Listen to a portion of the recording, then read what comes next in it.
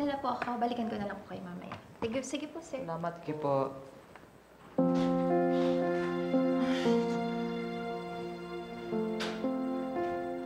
Okay ka lang ba dyan? Suga dun. Bakit? May upuan na. Oo nga, alam ko. Pero umusog ka dun.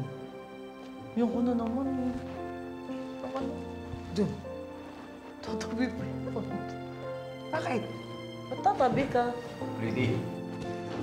Brother. Ano, kumusta ka? Alam ko ba maayos ang kalagayan mo? Bakit kailangan pa i-admit? Elias, may iba kasing findings yung doktor sa kanya eh. Hindi daw basta-basta pagsusuka yun eh. Ewan ko nga eh. Pero tinest naman na nila ako. Tapos pakiramdam ko naman okay na ako. Parang mas magkakasakit ako. Sama ng presyo dito. Huwag mo naman, Brady. Huwag mo na isipin yun.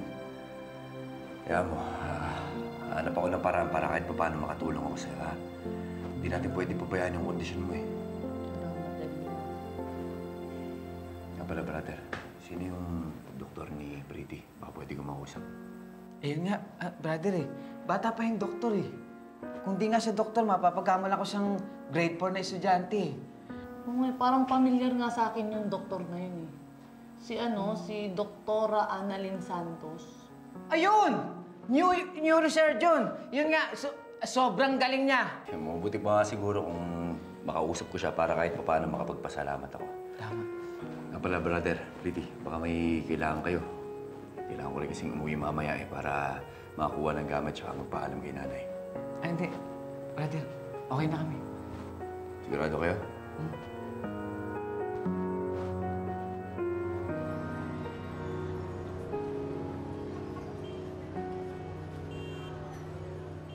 Okay naman po lahat. Antayin lang po natin si Dr. T. Naman po lahat, sir. Antayin lang po natin si Dr. Tikia for the assessment. Tapos pwede na po tayong i-release. Sige po.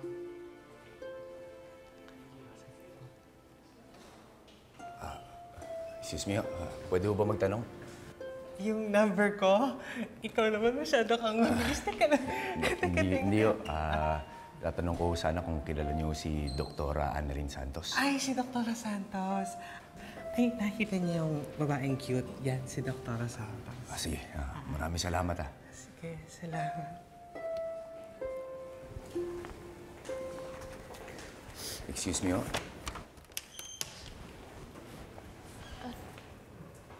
Yes po?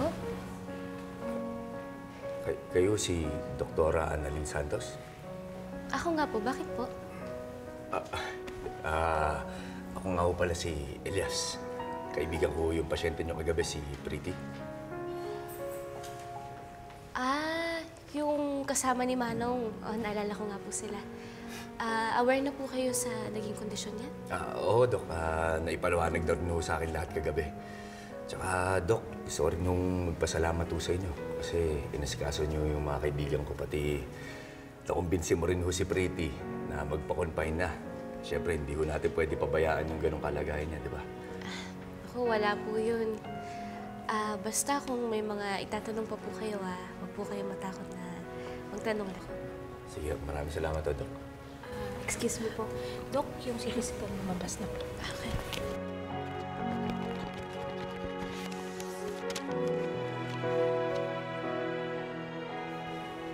There is ventriculomegaly with an Evans index of more than 0.3 and my temporal horn dilatation of more than 6 millimeters and my excess fluids sa ventricles.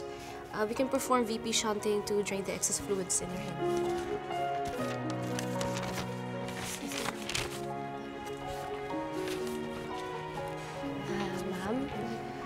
Ma'am, mali po yung iniisip ninyo, hindi po kayo na-stroke. Meron po kayong NPH or normal pressure hydrocephalus. Kailangan na po kayong maoperahan. Ipapaklear po namin kayo, tapos ipapaschedule na po namin yung operation po ninyo. Kung may concerns po kayo, pwede niyo pong sabihan si Nurse Karen. And kung may iba pa po kayong nararamdaman. Thank you.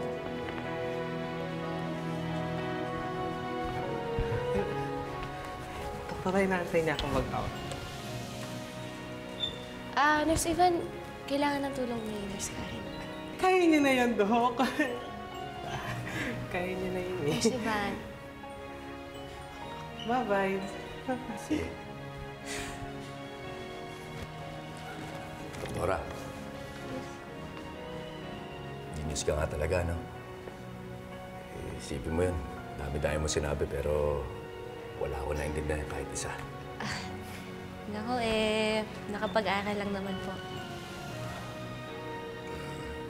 Nga pala, Dok. Baka nagugutom ho kayo. Lalabas na rin ho kasi ako para kumain. Bala ko sanang ilibre na kayo. Gawa ng pagpapasalamat na rin ho sa ginawa niyong pag-iingat kay Freddy. Salamat po pero may lunch din kasi kami ng nanay ko eh. Pero thank you, ingat po kayo. Sige, Dok. Maraming salamat, Dok.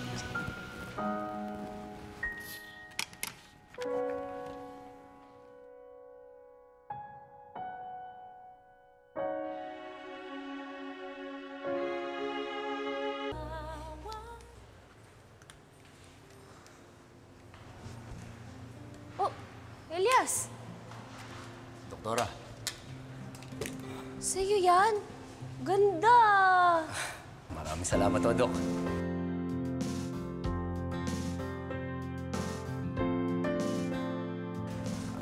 Dok, nga pala. Pagka may mga kailangan kang ipa-deliver o di kaya may pupuntahan ka na mabilisan, nagmamadali ka, sabihan niyo lang ako, libre ko na. Talaga? Salamat, Elias, ha? Eh di, next time yan, baka pwede na mong umangkas ako dyan. Pwede. Dok, sasakay ka dyan? Hindi ba delikado yan? Sir, mawalang galang na ho, ah. Nagiging delikado lang ho ang pagmumotor kapag hindi ho maingat yung nagmamaneho. Pero kung di niyo maitatanong ako, matagal na ho talaga ako nagmamaneho ng motor, kaya siguradong ligtas ho si Doc Annalyn sa akin. Sige ho, Doc. Mauna na ako. Sige, ingat po. Sir.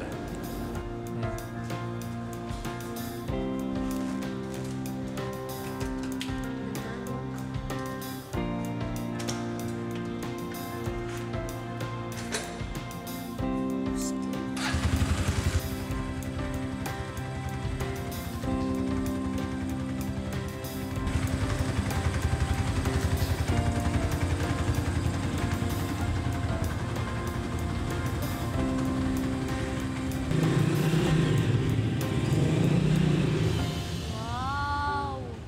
Ang ganda na motor niya, ano, astig! Pero parang di naman safe. Uy, hindi safe yung ganun. Basher ka lang eh. Teka, ang ginagawa mo dito sa Apex? May meeting ako. Gusto mo kumain? Baka nagugutom ka. Gusto mong mag-lunch? Pagkatapos ng meeting ko, we can have lunch. Sayang eh. May usapan kasi kami ni nanay na sabi kami magla-lunch.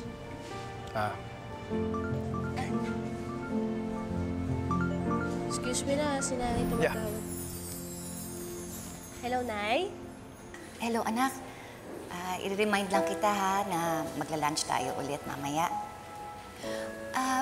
Meron ka bang alam na pwedeng mabilan ng masarap na pares? Kasi napapakain ako eh. Gusto mo po ng pares? Sakto. May alam pong masarap na nagbibenta ng pares. Sige, dalan po kita, Nay. O sige anak, pakibilan na lang ako ha. Sige, wait lang po ha. Salamat. Okay, I love you. Bye-bye.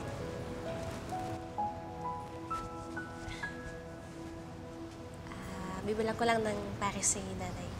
Sama na kita. Pares. Di ba may meeting ka? Yeah.